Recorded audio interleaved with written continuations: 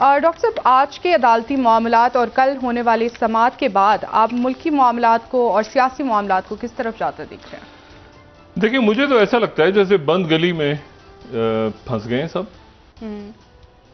और उस पे ये जो आज उनके रिमार्क्स आए हैं कि सियासी जमातें मुशावरत करें जी। और उसके बाद हम उसमें गुंजाइश निकाली जा सकती है तारीख को आगे बढ़ाने की। और जो इलेक्शन कमीशन है उसको फंड्स जो हैं वो 27 अप्रैल, जी। अच्छा 14 मई को अगर इंतखाबात हैं तो अदालत की तरफ से कहा गया है कि ये आप ले जाएं 27 अप्रैल तक और मुशावरत करें और मुशावरत करके आगे बढ़ा लें तो हमें कोई इतराज़ नहीं होगा। और अवामी नेशनल पार्टी जो है उन्होंने कहा है कि हम तो इस बेंच को मानते ही नहीं है, हम क्यों मुशावरत करेंगे और हम तो जाएंगे भी नहीं कल।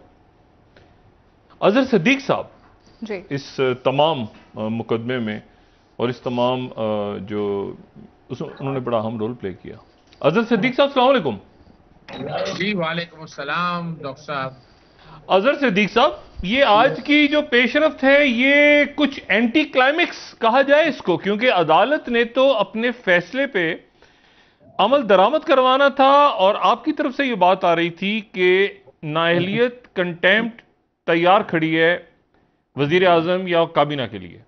डॉक्टर साहब बिल्कुल ऐसा ही है और हालात और वाकयात शायद उसी तरफ ही जा रहे थे, लेकिन बेटर सेंस प्रीवियल कह दें या बीच में कुछ लोग ऐसे हैं कि जिन्होंने इस मौके का फायदा उठा के, यानी ये कोई ना को मौका था जो कॉन्स्टिट्यूशन पिटीशन नई फाइल की, कॉन्स्टिट्यूशन 9 जिसके तहत इलेक्शन जो है वो सारी कौमी और सूबाई असम्बलियों का इकट्ठा कराने की बात की है। अगर हम इस सारे मामले को समझना चाहें, मेरे लिए खुद मैं कह सकता हूं कि मेरे लिए खुद बड़ी अचंभे की बात है कि आईने पाकिस्तान 1973 में कोई ऐसी चीज नहीं लिखी हुई। आईने पाकिस्तान 1973 बड़ा क्लियर है कि यहाँ सूबों और वफाक का अपना एक अलहदा दायरा इख्तियार है, उनकी अलहदा जुरिस्डिक्शन है। 18वीं तरमीम ने बहुत सी चीजें चाक आउट कर दी हैं और ये कहना कि सूबे का वफाक के मां सिवाय इकट्ठे इलेक्शन अजहर सिद्दीक साहब का कथा कलामी, मैं अपने पहले नुक्ते पे आता हूं ताकि हम जरा इसको तेजी के साथ हम जरा समझें। आप मुझे ये बताएं कि आपने कहा कि आपकी तवक्को नहीं थी इस सारी चीज की और मैंने कहा एंटी क्लाइमेक्स हो गया। मैं आपसे पूछ रहा हूं कि क्या आप इस मुकदमे को हारता हुआ देख रहे हैं या आप जीतता हुआ देख रहे हैं, बतौर एक वकील? अच्छा, एक मिनट जरा समझना बहुत जरूरी है जी। उस फैसले को। 7 पेजेस को मैंने जब गौर पढ़ा है, 2-3 चीजें बड़ी अहम है। जी। एक तो इलेक्शन कमीशन ने और फिर वजारत दिफा ने वो ये सजेशन दी उसमें कि आप इलेक्शन इकट्ठे कर ले और जो आपका फैसला है 3 अप्रैल वाला उस पर नजरसानी कर ले। ये मुतफरक दरखास्त, अच्छा वो दरखास्तें मुस्तरद कर दी और अदालत ने कहा हमारा इख्तियार नहीं है, जो इलेक्शन होने हैं 3 अप्रैल के, सॉरी 14 मई के, वो शेड्यूल के मुताबिक ही होंगे, ये भी कह दिया। और हाँ, दूसरी जो बात है, अब चूंकि जो पोलिंग की डेट के जो शेड्यूल के मुताबिक चीजें हैं, ये 7 दिन मजीद मिल जाने से वो यकीनन मुतासर होंगी। यानी क्या वो कैसे, जो जब पैसे मिलने थे वो पैसे मिलके चीजें आगे जानी थी, लेकिन यहां ये हो गया कि वो बजाय वो पैसे मिलने के वो डेट मिल गई। अच्छा, वो और उसमें रेपरकेशन बड़े ही खतरनाक हैं, जो समझने वाली बात नहीं, अजहर सिद्दीक साहब, यहाँ आप ही के नुक्ते को मैं रोक रहा हूं। ये बताइएगा कि अब अदालत ये कह रही है कि आप मुशावरत करें सियासी जमातें, और अगर आगे भी किसी तारीख पे आप तैयार हो जाते हैं 14 मई या 14 जुलाई या जो भी, और इत्तेफाक राय हो जाता है तो गुंजाइश निकाली जा सकती है 90 दिन से। 90 दिन से ऊपर तो वैसे हो चुके हैं जी। अच्छा, ये अब मैं अभी बात कर रहा था जो सीएम या सिप्तान खान में, ये आप बात कर रहे हैं, दो ऑर्डर हैं आज। ठीक है। जी आप दूसरी आईनी दरखास्त की बात कर रहे हैं जिसमें वक्त निकालने की बात या इकट्ठे इलेक्शन, ये आईनी दरखास्त अलहदा है, ठीक है। जिसमें तमाम सियासी जमातों को नोटिस हुआ, जमात इस्लामी को हुआ, इलेक्शन कमीशन को, वफाकी हुकूमत को 7/27 का नोटिस भी जारी हो गया कि जिसमें ये गुजारिश निकालने के हवाले से बात हुई है। और वो यानी मेरे लिए भी एक कानून के तालिब इल्म होने के नाते से जो पहला फैसला है, पहले फैसले को सुप्रीम कोर्ट नजरसानी कैसे करेगी ये देखने वाली बात है। कर सकती है अपने फैसले को मॉडिफाई करना हो, लेकिन उसकी हद तक तो आईनी दरखास्त जो मुतफरक दरखास्तें हैं वो खारिज कर दी कि जिसमें कहा था अपना फैसले पर नजरसानी करें। नहीं, वो नजरसानी वो हो गया ना, जब वो कह रहे हैं कि गुंजाइश निकाली जा सकती है। पहले तो देखें, मैं तो इतना कानून नहीं जानता, आज तो उन्होंने फैसले पे इंप्लीमेंटेशन करवानी थी। अब आज इस पिटीशन के बाद वो कह रहे हैं कि गुंजाइश निकाली जा सकती है, अब वापस जाएं, सियासी जमातें बैठें। सियासी जमातें तो पहले कह रही थी कि हमें सुना ही नहीं गया, हमें सुना जाए, सुना जाए। अब अदालत कह रही है, ये 3 रुकनी बेंच है, ये कह रहा है कि आप जाके बैठें और फिर हम मुशावरत करके वापस आएं। तो ये तो कुछ अजीब सा ही हो गया है कुछ मामला। अच्छा डॉक्टर साहब, जो आप बात कह रहे हैं वो बात बड़ी है जी, सियासी जमातों ने तमाम प्रोसीडिंग का बाइकआउट किया था जी। गवर्नर पंजाब ने, गवर्नर केपीके ने अपने आप वकालतनामा वापस ले लिया था, उनके वकील ने। इसीलिए अब देखें कि अब यहाँ जो बात आप कह रहे हैं कि वापस आने की बात, आप कह सकते हैं कि वो जो आइन और कानून के मुताबिक सख्त बातें आनी थी वो तो शायद ना हो सकी। यानी आर्टिकल एक बात जरूर कर दी है वो सप्लीमेंट्री ग्रांट के हवाले से बजट के कॉन्टेक्स्ट में कि एक हुकूमत जो बजट पास नहीं करवा सकती है, अब सप्लीमेंट्री ग्रांट जो बजट ना पास कर सके तो वो तो कॉन्फिडेंस शेक कर जाती है।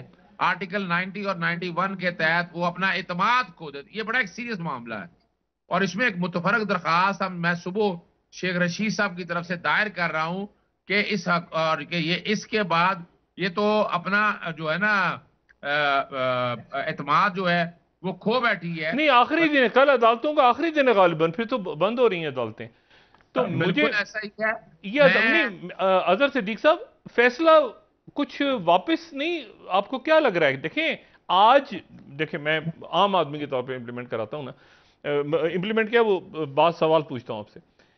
अदालत ने आज इंप्लीमेंट करवाना था अपना फैसला, इंप्लीमेंट करवाना था ना। पूछा था कि रिपोर्ट्स हमें, अच्छा रिपोर्ट्स आ गई, सब कुछ हो गया।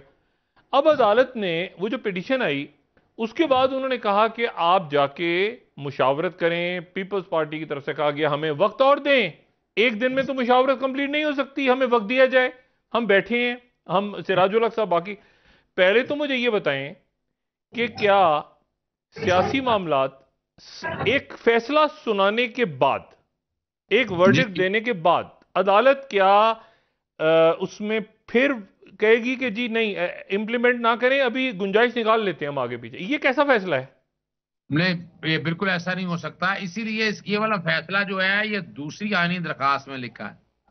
जो पहली सिफ्तैन खान वाली जो इम्प्लीमेंटेशन वाली है उसमें तो ये ऑर्डर हो नहीं सकता, क्योंकि एक हुक्म हो गया है जिसमें इलेक्शन कराने के हवाले से बात सारी आ गई है। तो उसमें तो गुंजाइश की कोई, मैं तो नहीं समझता कोई गुंजाइश है। इसलिए मैं आपके सामने रख रहा हूं कि वहां इलेक्शन कमीशन की दी हुई दरखास्त भी खारिज होगी, वजारत दफा की दरखास्त भी खारिज होगी।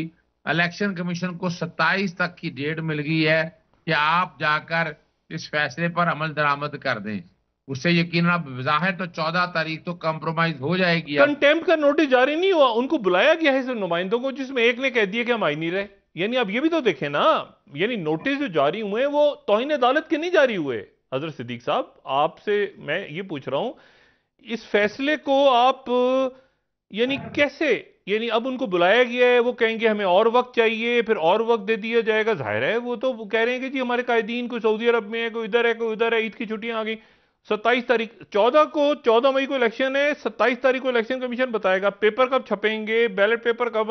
वो 90 दिन तो गए आगे बहुत ज्यादा, और जा चुके हैं ऑलरेडी। तो ये कुछ, ये मतलब फैसला कुछ अजीब। आपसे मैं इसीलिए पूछ रहा हूं कि ये मुझे ये समझाए ना बात। यानी दोनों पिटीशनें चले, पहली और दूसरी को मिला के हम तो फैसला पढ़ रहे हैं ना। पूरा फैसला तो ये है कि आपकी तरफ से जो बात की जा रही थी वो ये है कि आइन टूट जाएगा, यानी आइन मुल्क में खत्म हो जाएगा खुदा न खास्ता, ठीक है ना, आइन की खिलाफ वर्जी हो जाएगी। या अदालतें रहेंगी या ये पार्लियामान रहेगा या आइन रहेगा, तो आइन खत्म हो जाएगा। तो आइन तो है अपनी जगह, मुल्क चल रहा है, और अदालत ने ही ये फैसला किया है कि जी इसको 27 अप्रैल तक ले जाएं। 27 अप्रैल। अच्छा, तो अब इस दौरान ईद भी है, इस दौरान मुज़ाकरात होंगे, कोई बाइकआउट करेगा, कोई ये करेगा। उन्होंने भी कौमी असेंबली लंबी खींच दी, वो भी 26 तारीख तक शायद, या पता नहीं कब तक। मेरा सिर्फ ये कहना है कि 14 मई तो गायब हो गया, वो तो कहीं गायब। और इस दौरान जो है वो क्या अदालत, ये जो सालिसी है, ये तो देखें आप खुद एक वकील भी हैं और सियासत पे भी गहरी नजर है आपकी। ये बताएं कि अब ये जो है कि ये ऑल पार्टी कॉन्फ्रेंस सिराजुल हक तो बुला सकते हैं, ये नसरुल्लाह खान साहब तो बुला सकते हैं मरहूम अगर जिंदा होते, या और ऐसी शख्सियात, काजी हुसैन अहमद साहब, या कोई भी पॉलिटिकल लीडर जो जिस पे सब इत्तेफाक करें। अदालत कैसे कह रही है कि आप जाके सब इत्तेफाक करें और हमें आके बताएं तो हम इसमें गुंजाइश निकालेंगे।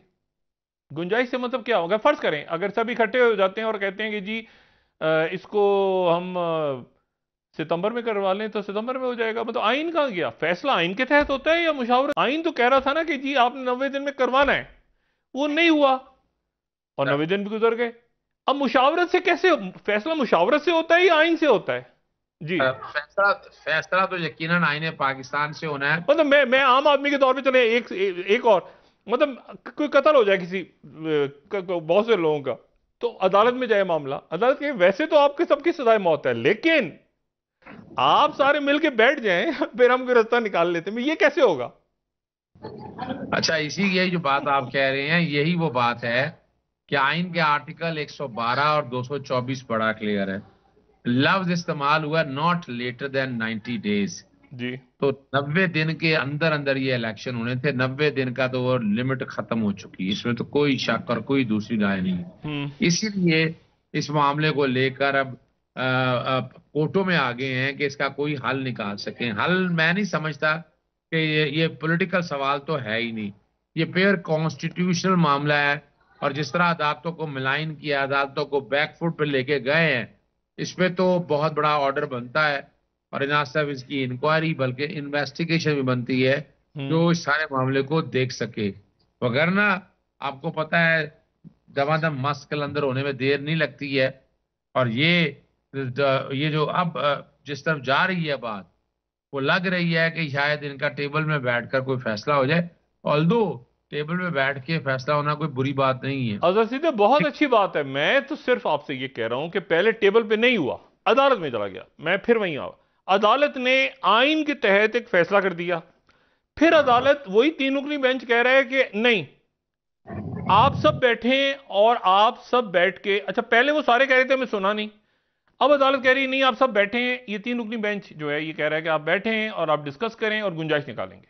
मैं यहां फंसा हुआ हूं कि ये क्या हुआ है। अच्छा, ये डॉक्टर साहब मैं भी जब सारी प्रोसीडिंग देख रहा था तो मैं, हमारे यहाँ एक पेनम्बरा प्रिंसिपल है या क्यूरेट एक्ट का है, ये बुनियादी तौर पर तो कंटिन्यूइंग मैंडेमस भी है कि आपने जो एक बात कही है उसको मनवाना तो है। अब मनवाने की रास्ते में रुकावट, देखिए आप ऑर्डर में लिख दिया है कि इलेक्शन कमीशन ने ऑर्डर नहीं माना, सेक्रेटरी फाइनेंस ने ऑर्डर नहीं माना, और पार्लियामान ने क्या किया कि इसको उठा के काबीना में नाजायज तौर पर अगर आप देखें तो वो ले गए, उससे उठाकर किसी और कोर्ट में चले गए और वहां जाके कत्ल कर दिया, ऑर्डर पास कर दिया और राश भिजवा दी कि ये है। अब यहां जरा समझिएगा, क्या हमें क्या कौन से मुल्क में रह रहे हैं, एक आजाद और खुद मुख्तार मुल्क में रह रहे हैं। इलेक्शन कमीशन ने एक दफा ऑर्डर नहीं माना तो उन पे कोई एक्शन नहीं हुआ, दूसरी दफा नहीं माना फिर नहीं हुआ, तीसरी दफा वो नहीं माना तो वो कह रहे हैं 27 को करें, 27 को कुछ और कहेंगे। ये अजहर सिद्दीक साहब।